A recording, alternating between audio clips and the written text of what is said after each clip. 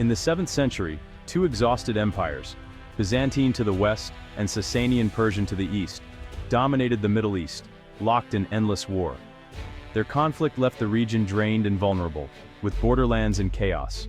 Between them lay the Arabian Peninsula, a harsh desert land of Bedouin tribes, bound by honor and survival, worshipping many gods.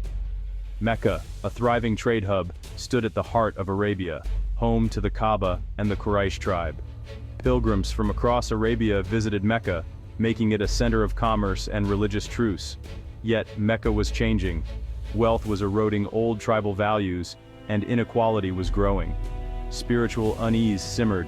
The old ways no longer satisfied the people. The stage was set for something new, a force that would reshape the world. In this landscape of imperial fatigue and spiritual searching, a spark was about to ignite. The Arabian Peninsula, long overlooked, was ready for transformation. The world was waiting for a new idea, a new leader, and a new faith. Everything was about to change. In 570 CE, Muhammad was born into the Quraysh tribe in Mecca. Orphaned young but known for his honesty as a merchant. Exposed to diverse beliefs through trade, he pondered the spiritual state of his people. Seeking solitude, Muhammad retreated to Mount Hira, where in 610 he received a revelation from the angel Gabriel. There is no God but God. This message, Islam, called for submission to one God and social justice, challenging Mecca's traditions and economy. His wife Khadija was his first follower. Soon, a small community of Muslims formed. The Quraysh elite saw Muhammad as a threat and began persecuting his followers. In 622, Muhammad and his followers migrated to Yathrib, Medina, marking the Hijra and the start of the Islamic calendar. In Medina, Muhammad became both spiritual and political leader, uniting tribes into the first Muslim community, the Ummah. Islam was no longer just a message, it was a movement. The seeds of a new civilization had been planted. The world would never be the same. A new era had begun. Muhammad's death in 632 left a leadership crisis. Abu Bakr was chosen as the first caliph. He reunited Arabia through the Ridda Wars, solidifying the Muslim community. The next three caliphs, Umar, Uthman, and Ali, oversaw explosive expansion. Muslim armies, energized by faith, toppled the Sasanian Empire and seized Byzantine lands in Syria, Egypt, and beyond. The caliphs allowed Christians, Jews, and Zoroastrians to practice their faiths in exchange for a tax, the jizya. This brought wealth and diversity, but also new challenges. Uthman's rule sparked controversy over nepotism and the compilation of the Quran. Discontent grew, leading to Uthman's assassination and the end of the era of unity. The rapid rise of Islam had changed the map, but unity would soon be tested. The Muslim world stood on the brink of internal conflict. The age of the rightly guided caliphs was over.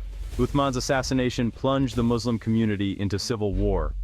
Ali became the fourth caliph, but his rule was challenged by powerful rivals, including Muawiyah of the Umayyads.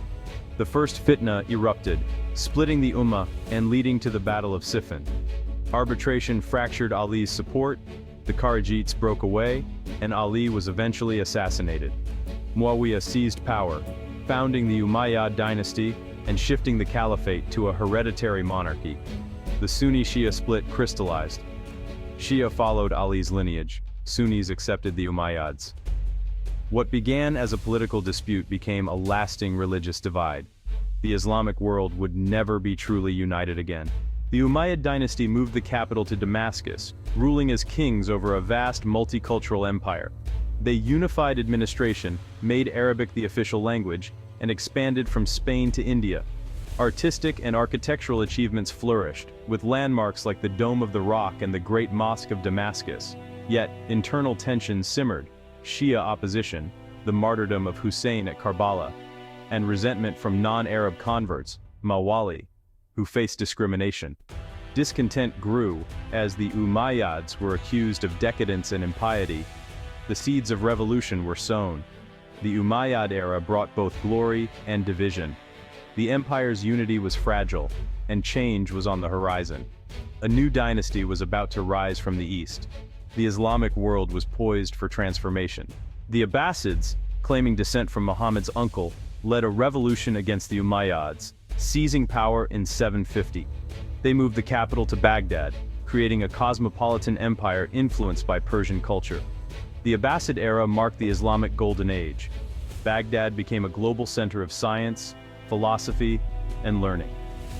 The House of Wisdom attracted scholars of all backgrounds, translating and expanding on Greek, Persian, and Indian knowledge.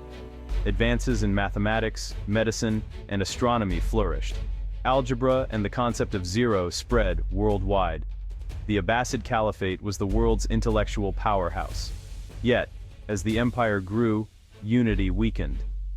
Regional rulers gained power, and the caliph's authority faded. The Golden Age shone brightly, but political fragmentation loomed. The Islamic world was entering a new, uncertain era. The legacy of learning would endure, even as empires rose and fell. The center of the Muslim world was shifting once again. The Abbasid Caliphate fractured as regional rulers asserted independence.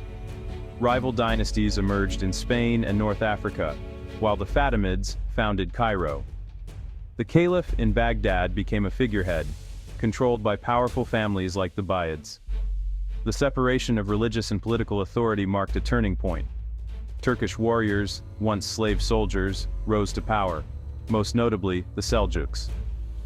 In 1055, the Seljuks entered Baghdad, taking real power as sultans, while the Caliph remained a spiritual leader.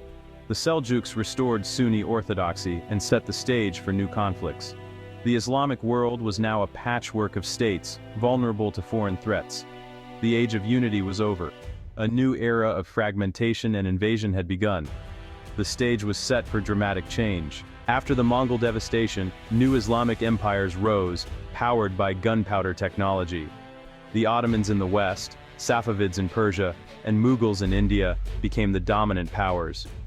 The Ottomans conquered Constantinople in 1453, making Istanbul their capital and claiming the Caliphate.